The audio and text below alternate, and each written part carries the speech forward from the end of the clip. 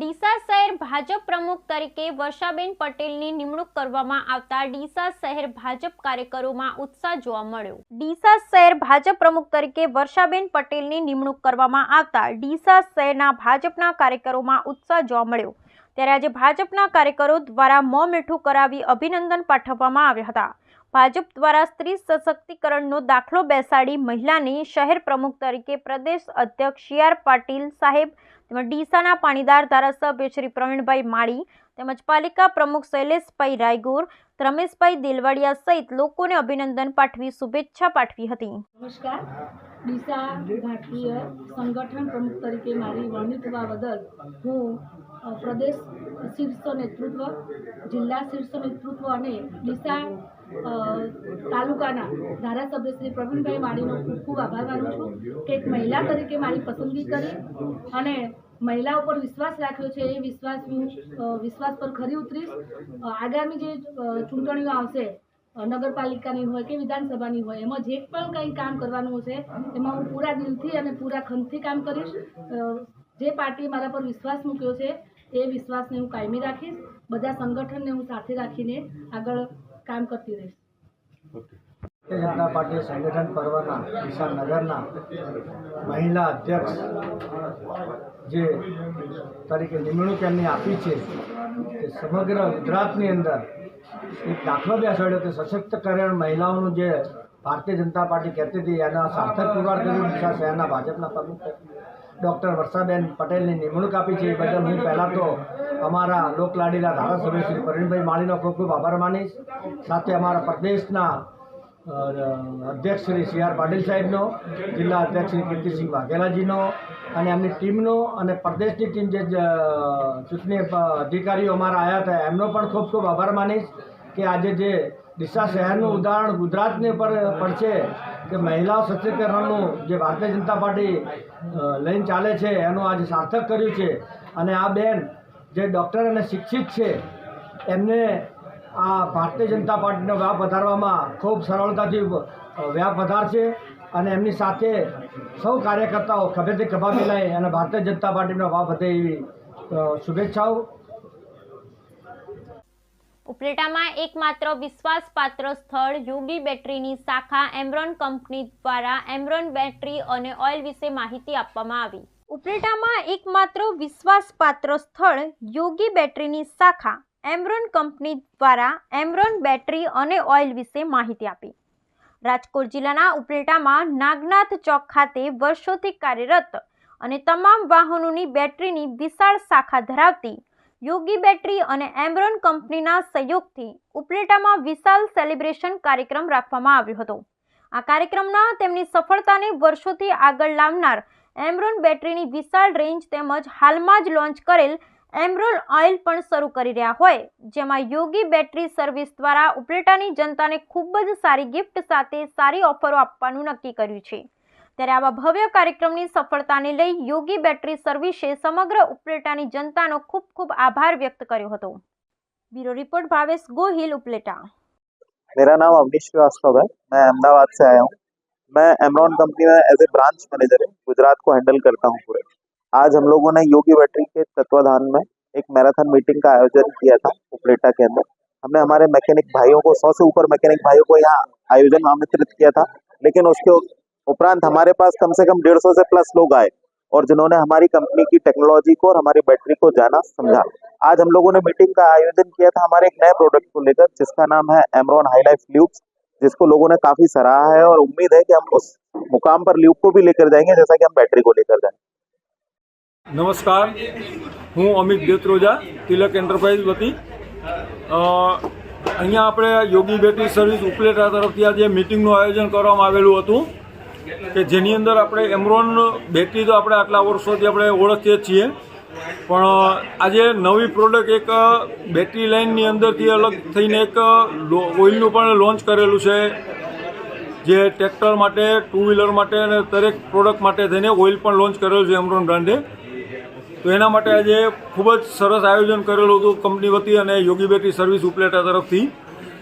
તો બધા મિત્રોને અને અહીંયા આવવા બદલ ખૂબ ખૂબ ધન્યવાદ છે। અને અહીંયા જે ઉપસ્થિતિ જે લોકોની હતી મિકેનિક ભાઈઓની આપણે 80-90-100 લોકોની ઉપસ્થિતિની આયોજન હતું, પણ એના બદલે અમને સરસ મજાનું આયોજનનું લાભ મળીને 150-150 લોકો જણો ઉપસ્થિત રહેલા છે. તો એના માટે ખૂબ ખૂબ ધન્યવાદ આપ સર્વે જેની ઉપસ્થિતિ માટે, અને આપ સર્વે ભાઈઓનો પણ ખૂબ ખૂબ ધન્યવાદ. નમસ્કાર. ધાનેરા પોલીસ સ્ટેશનમાં પીવાના પાણીની પરબનું ઉદ્ઘાટન કરવામાં આવ્યું. ધાનેરા પોલીસ સ્ટેશનમાં પીવાના પાણીની પરબનું ઉદ્ઘાટન કરવામાં આવ્યું.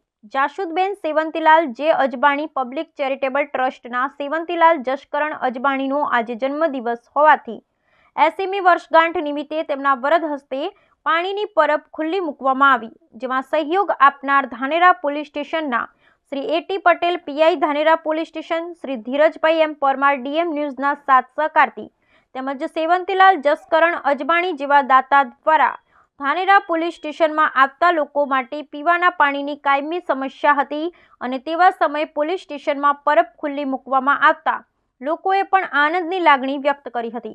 આ પ્રસંગે ઉપસ્થિત ડોક્ટર MS અગ્રવાલ સાહેબ તેમજ હરીશી રાજપૂત તેમજ આગેવાનો, મહાનુભાવો તેમજ પત્રકારો અને પોલીસ સ્ટાફ હાજર રહ્યો હતો. રાજકોટ જિલ્લાના ઉપલેટાના ગઢાળા ગામ પાસે આવેલ મોજ ડેમમાંથી સિંચાઈ માટેનું પાણી છોડવામાં આવ્યું. રાજકોટ જિલ્લાના ઉપલેટાના ગઢાળા ગામ પાસે આવેલ મોજ ડેમમાંથી સિંચાઈ માટેનું પાણી છોડવામાં આવ્યું. કેનાલ મારફતે સિંચાઈ માટેનું પાણી છોડવામાં આવ્યું. પાણી છોડવામાં આવતા ખેડૂતોમાં ખુશી તો બીજી તરફ ખેડૂતોમાં રોષ. ઉપલેટા મોજ કેનાલમાંથી પાણીનો થઈ રહ્યો છે પુષ્કળ પ્રમાણમાં વેડફાટ. કેનાલમાં કઢિયું ના હોવાને કારણે પાણીનો વેડફાટ થઈ રહ્યો હોવાના ખેડૂતોના આક્ષેપ. હજારો લીટર પાણીનો થઈ રહ્યો છે વેડફાટ. કેનાલનું પાણી કઢિયું ના હોવાને કારણે રસ્તાઓ પર અને ખેડૂતોના ખેતરમાં ફરી વળે છે. ખેડૂતોને થઈ રહ્યું છે નુકસાન. અનેકવાર કઢિયું બનાવવાની ખેડૂતો કરી રહ્યા ચૂક્યા છે માંગ. મોજ સિંચાઈ વિભાગ દ્વારા કાઢિયો બનાવવાની કામગીરી હાથ ન ધરવામાં આવતા ખેડૂતોમાં રોષ. પૂર્વ ધારાસભ્ય લલિત વસોયાએ કઢિયો બનાવવા માટે 5 લાખની ગ્રાન્ટ મંજૂર કરાવી હતી. અધિકારીઓની અણઆવડતને કારણે ખેડૂતો હેરાન. Bureau report Bhavesh Gohil, Upleta. મારું નામ ડાયાભાઈ ગજેરા, ગુજરાત કિસાન સભાનો પ્રમુખ છું. વર્તમાન સમયમાં જે ખેડૂતોએ માર્ગના પ્રશ્ને પોતાની વ્યથા ઠાલવી છે અને રજૂઆતો કરે છે, છતાં તેમનો પ્રશ્ન હલ થતો નથી.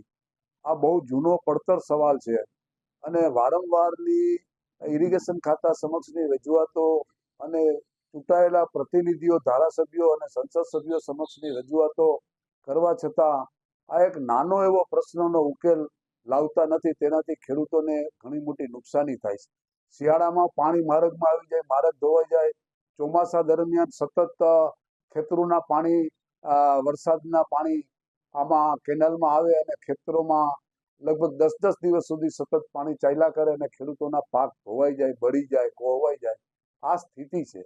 તો આ ખેડૂતોની દયા, આ ખેડૂતો પ્રત્યેની લાગણી રાખી અને તંત્ર અને ચૂંટાયેલા પ્રતિનિધિ ધારાસભ્યશ્રીએ આ બાબતમાં ખાસ કાળજી રાખવાની જરૂર છે. અગાઉના ધારાસભ્ય લલિતભાઈએ આ અંગે 5 લાખ રૂપિયાની ગ્રાન્ટ પણ મંજૂર કરી હતી અને એ 5 લાખની ગ્રાન્ટનો હજી પણ ઉકેલ આવ્યો નથી. તો વર્તમાન ધારાસભ્યએ આ અંગે તંત્ર સાથે પરામર્શ કરી અને પ્રશ્નનો ઉકેલ લાવવો જોઈએ. બચુભાઈ વસોયા, મારી જમીન ભાદર કાંઠે આવેલી છે, ઉપલેટા ગામ, રાજકોટ જિલ્લો. અમારો પ્રશ્ન એ છે કે આજે 24 તારીખ છે ડિસેમ્બર મહિનાની, એટલે 12મો મહિનો ભર શિયાળો છે. આજની તારીખમાં અમારે વાડી આવવું હોય તો રસ્તાની અંદર ચોમાસે જતું હોય એનાથી વધારે પાણી નીકળે છે. એ પાણી આવે છે કેનાલનો કાઢિયો છે નહીં. વર્ષોથી આ પ્રશ્ન છે. જ્યારે પણ અમે ઇરિગેશન ઓફિસે જાય એટલે કે આ તમારું આ થઈ જાય, ઓલું થઈ જાય. અમારો કહેવાની વાત એ છે કે કોઈ નેતા આવતું હોય, કોઈ મિનિસ્ટર આવતું હોય તો તાત્કાલિકમાં હેલિપેડ બની જાય છે, રોડ રસ્તા થઈ જાય છે. તો આ કેનાલના નિકાલનું પાણીનો કામ ને રસ્તો વ્યવસ્થિત કરી દે અથવા તો નિકાલ બંધ કરે. આજે નાના મોટા ખેડૂત 3 વીઘા, 4 વીઘા, 5 વીઘા અમે પૈસા ભેરા કરીને માંડ હજી દિવાળી પછી રસ્તો રિપેર કરેલો છે. એમાં નદીમાંથી ભરીને રેતીને એવું નાખેલું હતું, એ બધું આજની તારીખમાં ધોઈ નાખ્યું છે. ત્યાંથી નદીએથી અમારી વાડી આવવા માટે અમારે કોઈ વિકલ્પ જ નથી. કોઈ પણ મજૂર માણા કે કોઈ હાલીને આવી શકે એમ નથી. આવી ઠંડીમાં વિડીયામાં જે તમે જોવો છો એ પાણીને આ રીતનું છે. તો અમારી સરકારશ્રીને, અધિકારીઓને બધાને નમ્ર વિનંતી છે કે જલ્દીથી આનો નિકાલ કરો. નકર અમે કોઈ ગાંધી ચિંધ્યા માર્ગે કાંઈ આંદોલન કરવામાં નથી. અમે રોડ રસ્તા જામ કરશું.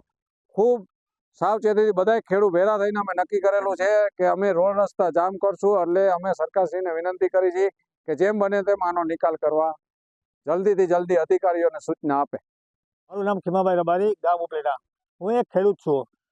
આજે મારી જમીનની અંદરથી જે પસાર થતી મોજ D2 જે કેનાલ છે, આજે 40 વર્ષથી અમારો એક લેખ પ્રશ્ન સળગતો રહેતો હોય અને વારંવાર રજૂઆત કરેલી હોય, સિંચાઈ ઓફિસે આપણે મોજ ઇરિગેશનમાં વારંવાર રજૂઆત કરેલી હોય, લેખિતમાં ફરિયાદો કરેલી છે, ઉપર અધિકારીઓ રાજકોટ જિલ્લામાં કરેલી છે, પરંતુ આનો કોઈ નિર્ણય નહીં આવતા.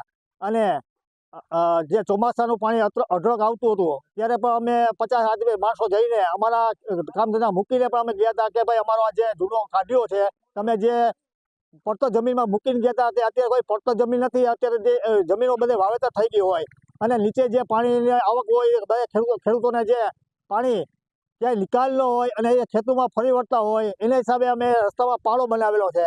હવે આ રસ્તામાં પાળો બનાવતા આ રસ્તાનું ધોવાણ થતું હોય છે, પરંતુ અમે સિંચાઈ ઓફિસ જઈએ તો એમ જ કહે છે કે ભાઈ અમે તમારો કાઢ્યો મંજૂર કરી લીધો છે અને તાત્કાલિક ધોરણે અમે એનો કોન્ટ્રાક્ટ દેવાઈ ગયો છે, પરંતુ આજે 4-4, 5-5 મહિના થઈ ગયા એનો કોઈ હજી નિકાલ નથી થયો.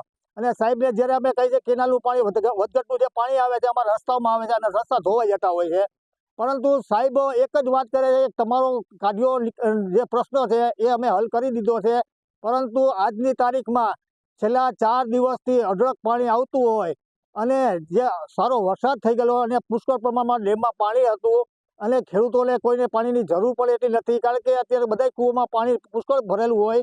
અને બીજા નંબરમાં આ લોકો એટલો પાણીનો બગાડ કરે છે કે ધોરા દિવસે સવારના 6 વાગ્યાથી બપોરના 12 વાગ્યા લગી એટલું પાણી આવે છે રસ્તામાં. કારણ કે જો પાણી હશે અને બચાવ કરે જો આ સિંચાઈવાળા તો ખેડૂતોને ઉનાળામાં પણ પાણી પૂરું પાડી શકે એમ છે અને જે ગામનો પ્રશ્ન છે પીવાના પાણીનો એ પણ હલ થઈ શકે એમ છે, પરંતુ આ તાત્કાલિક ધોરણે બંધ નહીં કરે તો આ પાણીનો બગાડ અને આ દરિયામાં પાણી વહી જતું હોય છે, નદી પણ એટલી જાય છે ફૂલે ફૂલ. અને અમારો જે તાત્કાલિક જે કાઢ્યો છે એ તાત્કાલિક ધોરણે એનો નિકાલ કરે એવી અમારી માંગણી છે. ડુપ્લિકેટની ભરમાર વચ્ચે બનાસકાંઠા એલસીબીની મોટી કાર્યવાહી. દિયોદર તાલુકાના ડુચકવાડા ગામે વાહનમાં વપરાતા યુરિયા લિક્વિડ બનાવવાનું કૌભાંડ ઝડપાયું. ડુપ્લિકેટની ભરમાર વચ્ચે બનાસકાંઠા એલસીબીની મોટી કાર્યવાહી. દિયોદરના ડુચકવાડા ગામમાંથી વાહનમાં વપરાતું યુરિયા લિક્વિડ બનાવવાનું કૌભાંડ ઝડપાયું. સબસિડીયુક્ત યુરિયા ખાતરમાંથી બનાવવામાં આવતું હતું ડુપ્લિકેટ યુરિયા લિક્વિડ. ડુચકવાડા ગામની સીમમાં ખેડૂતના ખેતરમાં ચાલતું હતું ડુપ્લિકેટ લિક્વિડ બનાવવાની ફેક્ટરી. બાતમીના આધારે એલસીબી રેડ કરી ઝડપી પાડ્યું મોટા પ્રમાણમાં સબસિડીયુક્ત યુરિયા ખાતર તેમજ લિક્વિડ બનાવવાના સામગ્રી સહિતનો મુદ્દામાલ. એલસીબી દિયોદર પોલીસ મથકે મુદ્દામાલ લઈ જઈ વધુ કાર્યવાહી હાથ ધરી. પોલીસની પ્રાથમિક તપાસમાં સામે આવ્યું ખેડૂતે લિક્વિડ બનાવવાની પ્લાન્ટ ઊભો કરાયો તે જમીન આપી હતી ભાડા પટ્ટે અન્ય વ્યક્તિઓને. પોલીસની તપાસમાં સમગ્ર મામલો આવશે સામે. સબસિડીયુક્ત ખાતર ક્યાંથી લવાતું હતું, ડુપ્લિકેટ લિક્વિડ ક્યાં વેચાતું હતું. દાંતીવાડાના ઓઢવા અને ડેરી ગામમાં 3 બોગસ ડોક્ટરો સામે આવ્યા. દાંતીવાડાના ઓઢવા અને ડેરી ગામમાં 3 બોગસ ડોક્ટરો સામે આવ્યા. મહેશ પરમાર, હિતેશ રબારી અને સાગર વિશ્વાસ પાસે કોઈ મેડિકલ ડિગ્રી નથી છતાં કરી રહ્યા છે પ્રેક્ટિસ. ડિગ્રી ન હોવા છતાં ગેરકાયદેસર રીતે દર્દીઓને બોટલ ચડાવી અને દવા આપી રહ્યા હતા. ઓઢવા ગામનો મહેશ પરમાર માત્ર 12 ધોરણ પાસ છે અને 1 વર્ષથી પ્રેક્ટિસ કરી રહ્યો હતો. સરકારી પેટા આરોગ્ય કેન્દ્રની બાજુમાં જ પ્રેક્ટિસ કરી રહ્યા હતા બોગસ ડોક્ટર. આરોગ્ય વિભાગે આપ્યા તપાસના આદેશ.